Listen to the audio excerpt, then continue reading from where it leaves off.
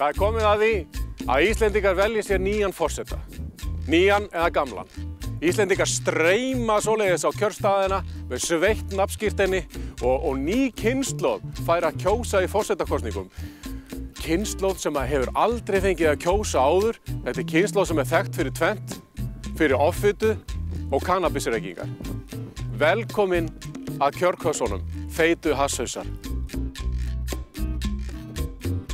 Það kannski þessi kynslóð sem velti fyrir sér reyndar hvers vegna við erum að kjósa yfir okkur forseta, en ekki bara keisara, eða tsar, eða Drakúla, eða kannski ekki Drakúla, en konung, eða drottningu. Það nú svo sem ekki eins og vanti drottningar á Íslandi. Við erum með drottningar á Gay Pride, við erum með drottningar á Eurovision og dramadrottningar á Alþingi. En það væri bara eitthvað skrítið að vera með konungsdæmi á Íslandi.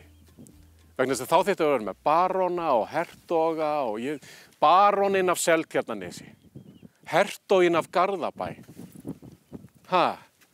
greifinn af Selfossi. Þetta hljómar eins og eitthvað skelfileg útihátíð. Já, við kjósum forseta, ekki konung. Forsetinn áhrifamaður, hann ræður ríkisstjórninni, hann samt áhrifalaus. Hann kynnir land og þjóð, hann sendiherra í útlöndum en samt ekki með utanríkisstefnu. Hann veitir fólki fálkaorðu sem á það skilið og líka þeim sem eiga það ekki skilið. Hann allt og ekkert í senn. Hann eins og núll, eins og tala núll. Núll ekkert, en það ekki hægt að skrifa 1000 nema að nota núll, skiljiði. Forsetinn spegilmynd þjóðarinnar. Hann forseti okkar allra. Hann forseti þeirra sem að gangi í háskóla eða vinna á dekkjaverkstæði eða baða sig niður í Nauthólsvík og fá salmonellasýkingu. Hann forseti þeirra sem að stunda kynlíf út í glugga.